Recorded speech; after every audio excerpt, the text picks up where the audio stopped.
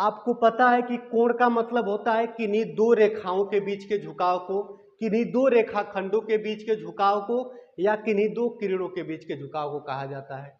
तो यहां पर जब भी ध्यान देना है इस ग्राफ में, तो बस दो रेखाखंड या दो किरण या दो रेखाओं को ध्यान में रखना है। जैसे इस रेखा को सदैव ध्यान में रखना है, ठीक है।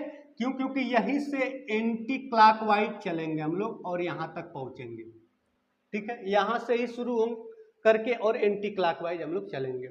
जब कोण की वैल्यू 0 डिग्री के इक्वल हो जाती है तो उसी को शून्य कोण कहा जाता है। शून्य कोण यानी जीरो एंगल, कोई कोण नहीं बना है।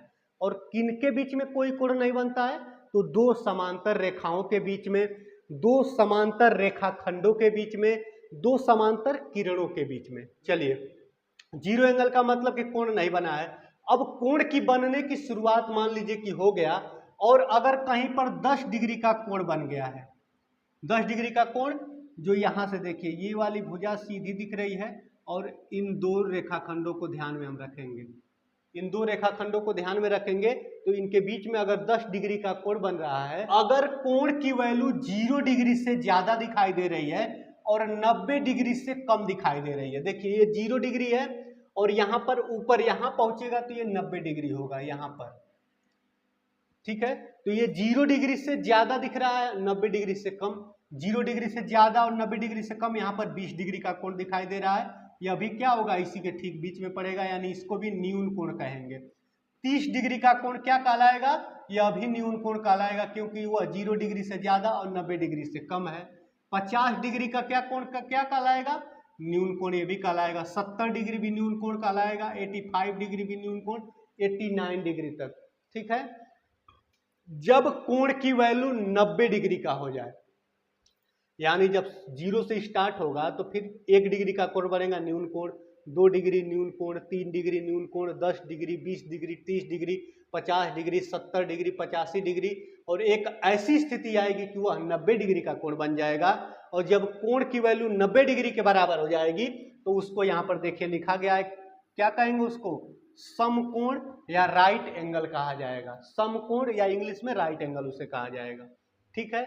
अगर मान लीजिए कि अब 90 से ज्यादा यह एंटी क्लॉकवाइज चल रहा है, तो अब 90 से जब ज्यादा होगा तो मान लीजिए कि कहीं पर 110 डिग्री का अगर कोण दिखाई दे, 110 डिग्री कहाँ कोण बन रहा है? देखिए ये वाली रेखाखंड और जो ये मेन हमारी पहली रेखाखंड थी, ठीक है। यह है 110 डिग्री का कोण, यहां से और यहां तक 110 डिग्री का कोण। और वो क्या कहलाएगा? तो अभी हम लोग पढ़े हैं कि जब कोण की वैल्यू 90 डिग्री से ज्यादा और 180 डिग्री से कम दिखाई दे, यानी देखिए यह 90 डिग्री है और यहां पर 180 डिग्री है, यहां पर क्या है? 180 डिग्री है, और जो हमारा 10 डिग्री है इन्हीं दोनों के ठीक बीच में आ रहा है, ऑब्ट्यूज एंगल कहा जाएगा। ऑब्ट्यूज एंगल कहा जाता है।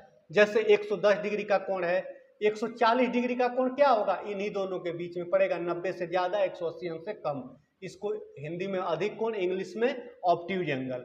170 डिग्री का कोण, ये भी इसी के बीच में पड़ेगा, 90 डिग्री से एबव और 180 से लेस यानी कम पड़ेगा, ठीक है ना। इसको हम लोग अधिक कोण के नाम से जानते हैं। अगर कोण की वैल्यू 180 डिग्री के बराबर हो जाए तो उसे क्या कहा जाता है? सरल कोण या रिज कोण या सीधी रेखा का कोण या रेखीय कोण कहा जाता है। इसका कई नाम है, ठीक है ना। कोण की वैल्यू अगर 180 अंश के बराबर तो उसी को स्ट्रेट एंगल कहते हैं, मतलब एक सीधी रेखा बन जा रही है, सीधी रेखा का कोण उसे कहा जाता है, ठीक है।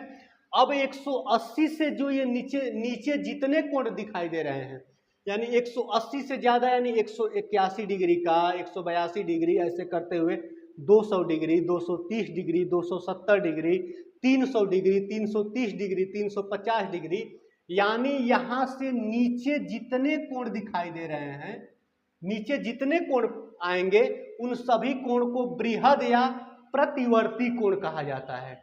उन सभी कोण को बृहद कोण या प्रतिवर्ती कोण कहते हैं। प्रतिवर्ती कोण 180 अंश से ज्यादा और 360 डिग्री से कम होता है। यानी जैसे यहां पर उदाहरण दिया हुआ है, 200 डिग्री का कोण ध्यान से देखिए तो 180 से ये 200 ज्यादा है और 360 से ये कम है, तो ये क्या कौन सा एंगल कहलाएगा? Reflex angle. 230 डिग्री का कोण यहाँ पर बना हुआ है। 230 डिग्री के कोण को अगर ध्यान देंगे तो ये वाली रेखाखंड और ये जो फर्स्ट वाली हमारी रेखाखंड थी, इन दोनों के बीच में यहां से और यहां तक जो कोण बन रहा है, ठीक है, यहां से जो यहां तक कोण बन रहा है वो 230 डिग्री का कोण बन रहा है और 230 डिग्री का कोण ही बृहद या प्रतिवर्ती कोण कहलाएगा। यहां पर 270 डिग्री का कोण बना हुआ है। 270 डिग्री यानी ये हमारी पहली रेखाखंड है और पहली किरण है और ये यहां तक पहुंच गए हैं हम लोग एंटी क्लॉक गति करते हुए यहां तक पहुंच गए हैं। यानी 270 डिग्री का कोण अगर बन जाए तो उसे बृहद या प्रतिवर्ती कोण यानी रिफ्लेक्स एंगल कहा जाता है। 300 डिग्री, 330 डिग्री, 350 डिग्री, ठीक है, ये सभी क्या कहलाएंगे? सभी के सभी बृहद या प्रतिवर्ती कोण कहलाएंगे। लेकिन अगर यह पूरा सर्कल अगर पूरा हो जाएगा, यानी 350 के बाद से यह आके 360 डिग्री का जब कोण बना देगा, यानी कोण की वैल्यू जब 360 डिग्री के इक्वल हो जाएगी, बराबर हो जाएगी, तो उसी कोण को क्या कहते हैं? संपूर्ण कोण या कंप्लीट एंगल